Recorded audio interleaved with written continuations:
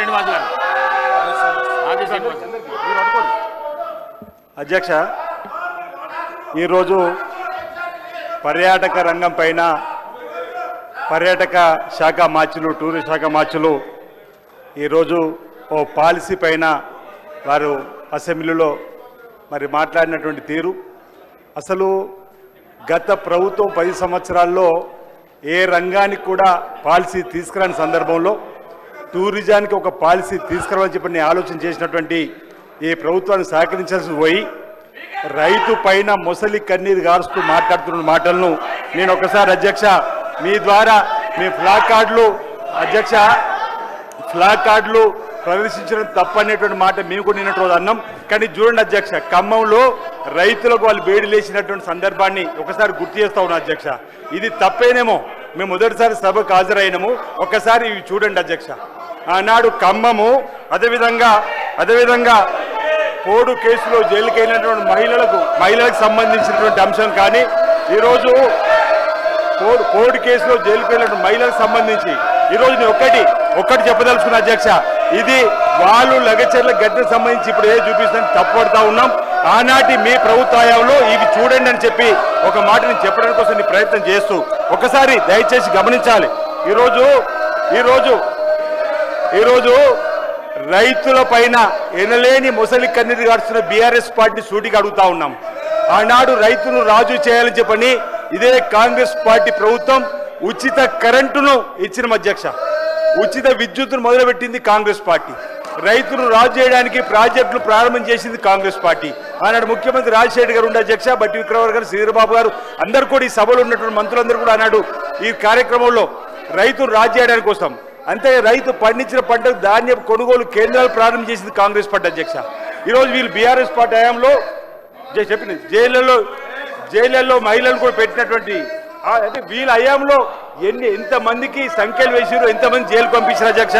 ఈరోజు నేను ఒకటే చెప్పదలుచుకున్నా, ఈరోజు బీఆర్ఎస్ ప్రభుత్వ హయాంలో ధాన్యం కొనుగోలు కేంద్రాలు కూడా కోత పెట్టి ధాన్యం కొనుగోలు కేంద్రాలను ఎక్కువగా ధాన్యం కొనుగోలు కేంద్రాలను కూడా రైతుకు తీవ్రంగా నష్టం చేసినటువంటి బీఆర్ఎస్ పార్టీ రైతుల గురించి మాట్లాడారు అధ్యక్ష. 40 కిలో సంచికి 3 నుంచి 4, 5 కిలో దోపకం చేసి రైతులు నట్టేట ముంచినటువంటి వీళ్ళ ఈరోజు రైతుల గురించి మాట్లాడారు అధ్యక్ష అంటున్నా. ధాన్యం కొనుగోలు కేంద్రాలలో రైస్ మిల్లర్లతో కలిసిపోయి ఈరోజు ఎంత దోపిడీ వేసింది బీఆర్ఎస్ పార్టీ అని మనం చూసినాం అధ్యక్ష. ఈరోజు ఈ ప్రజాప్రభుత్వం వచ్చిన తర్వాత ఈ సంవత్సరం 2 మార్లు కొన్నాం అధ్యక్ష. రైతులకు తప్ప తాళ్ళు పేరిట అదనంగా కొనుగోలు చేయకుండా చేసేటువంటి కార్యక్రమాన్ని ఈరోజు రైతు కోసం ఈ కాంగ్రెస్ ప్రభుత్వం గౌరవ ముఖ్యమంత్రి రేవంత్ రెడ్డి గారి నాయకత్వంలో చేస్తుంటే చూస్తూ ఊరవలేక కోడంగోలు జరిగినటువంటి ఘటన పెట్టుకొని నిన్న ఈరోజు అధ్యక్ష మీ చైర్ను బెదిరిస్తూ మిమ్మల్ని అవమానపరిచే విధంగా మాట్లాడుతూ ముందుకు వచ్చేటువంటి దాన్ని కూడా సీనియర్ నాయకులు అధ్యక్ష అక్కడ 20 ఏళ్లుగా మేము ఉన్నామని చెప్పి 20 years ఇండస్ట్రీ అని చెప్పుకున్నటువంటి సీనియర్ నాయకులు కూడా ఈ విధంగా సభ నడవకుండా ఒకరిని ఎత్తుకుంటున్నారు అధ్యక్ష. ఇక్కడ ఓ ఎమ్మెల్యే మరో ఎమ్మెల్యే ఎత్తుకుంటూ ఈరోజు వీళ్ళు పార్కు పోయినట్టుగా భావిస్తున్నారు అధ్యక్ష. అసెంబ్లీకి వచ్చినట్టు వీళ్ళు భావిస్తలేరు, ఓ పార్కు పోయినట్టుగా. అసలు ఈ అసెంబ్లీ నుంచి ఎప్పుడు వెళ్ళిపోదామని చెప్పిన ఆలోచన తప్ప ఒకటి కాదు. ఈరోజు భారతీయ జనతా పార్టీ కూడా అధ్యక్ష 6 గ్యారెంటీ గురించి ప్లాక్ కార్డులు పడతా ఉంది. ఆ రోజు జన్ధన్ ఖాతా తెరవండి, ప్రతి పేదవాడి ఖాతాలో 15 లక్షల రూపాయలు ఇస్తామన్నారు, వేసిన అధ్యక్ష. భారతీయ జనతా పార్టీ కూడా ప్రజలు నట్టేయడం వచ్చినటువంటి 2 లక్షల ఉద్యోగాలు ఇస్తాము, ఏటా 2 లక్షల ఉద్యోగాలు అన్నారు. ఇంచుమించు ఏటా 2 కోట్ల ఉద్యోగాలంటే 20 కోట్ల ఉద్యోగాలు కావాలి అధ్యక్ష. ఈ రోజు దేశవ్యాప్తంగా భారతీయ జనతా పార్టీ చేసినటువంటి అంశం కూడా చూసిన అధ్యక్ష. ఈ రోజు మా జూపల్లి కృష్ణారావు గౌరవ మంత్రులు చేపట్టినటువంటి ఏదైతే ఈరోజు పాలసీ గురించి చక్కటి పాలసీని తీసుకొని వచ్చేటువంటి దాన్ని ఈరోజు మీ అందరూ కూడా బలపరిచే కార్యక్రమం అధ్యక్ష. 10 సంవత్సరాల బీఆర్ఎస్ పాలనలో ఏ పథకానికి కూడా స్కీమ్ లేదు. గల్ఫ్లో చనిపోయే వరకు 5 లక్షల రూపాయలు ఈరోజు మేము ఇచ్చే పాలసీ తీసుకుని వచ్చినాం అధ్యక్ష. అంతకుముందు కాంగ్రెస్ ప్రభుత్వమే గల్ఫ్లో మరిస్తే 1 లక్ష రూపాయలు ఇచ్చినాం, ఈరోజు 5 లక్షలు ఇచ్చేటువంటి పాలసీని కూడా తీసుకుని వచ్చినాం.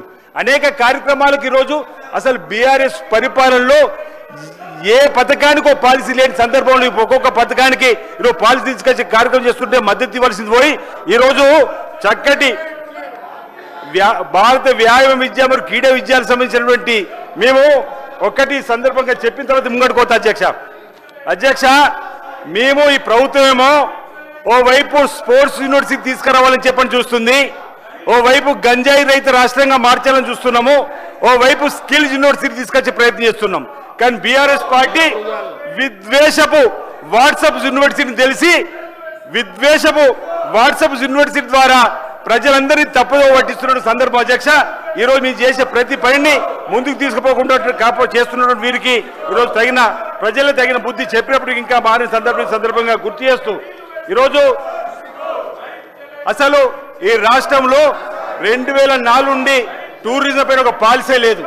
ఈరోజు జూపల్లి కృష్ణారావు గారు 2025-30 సంవత్సరానికి తెలంగాణ టూరిజం పాలసీ ఆవశ్యకత పైన ఒక కార్యక్రమాన్ని రూపొందించి ఈ సభ ద్వారా ప్రజలకు చెప్పడం అనేది ఈ ప్రభుత్వం కట్టుబడి ఉండి రాబో రోజుల్లో టూరిజం ద్వారా పర్యాటకులు దేశ విదేశాల నుంచి భారతదేశంకి వచ్చిన వారిని భారతదేశంకి వచ్చిన ప్రతి ఒక్కరు కూడా తెలంగాణకు వచ్చే విధంగా హైదరాబాద్తో పాటు ఈరోజు మన తెలంగాణ నుంచి 9 ప్రాంతాల్లో ఉన్నటువంటి వాటిని వికారాబాద్లో కానీ సోమశిల, రామప్ప, కాళేశ్వరము, నాగార్జున సాగర్, భద్రాచలం, వరంగల్, చార్మినార్ ఈరోజు మనం ఏదైతే మూసీని కూడా ఈరోజు డెవలప్ చేయాలనుకుంటూ దాని చేసే కార్యక్రమంతో పాటు నేను కొన్ని సూచనలు కూడా సందర్భంగా చేస్తున్నా అధ్యక్ష.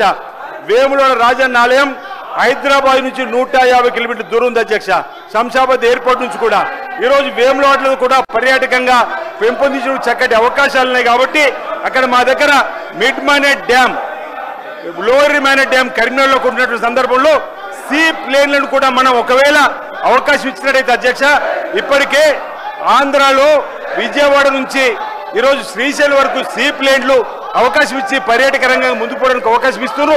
ఇక్కడ కూడా మా వేములవాడ రాజన్న ఆలయానికి పోటెత్తుతున్న భక్తులకు సీ ప్లేన్ ద్వారా మిడ్ మానేట్ డ్యామ్లో కానీ లోయర్ మానేట్ డ్యామ్లో కానీ దిగడానికి అవకాశం ఉన్నటువంటి ఆ మిడ్ మానేట్ డ్యామ్లో ఎల్ఎండిలో మిడ్ మానేట్ డ్యామ్లో కూడా మా వేములవాడకు సుమారు 8 కిలోమీటర్ల దూరంలో ఉన్నటువంటి ఎంఎండిలో ఈరోజు సీ ప్లేన్ సౌకర్యానికి ఏర్పాటు చేసినట్టయితే చక్కటి అవకాశాలు దూర ప్రాంతంలో వచ్చేవారు కూడా రాజన్నను దర్శించే అవకాశం ఉంటుందన్నమాట చెప్తూ ఈరోజు మిడ్ మానేట్ డ్యామ్లో బోటింగ్ కూడా ఒక అవకాశం ఉంది అధ్యక్ష.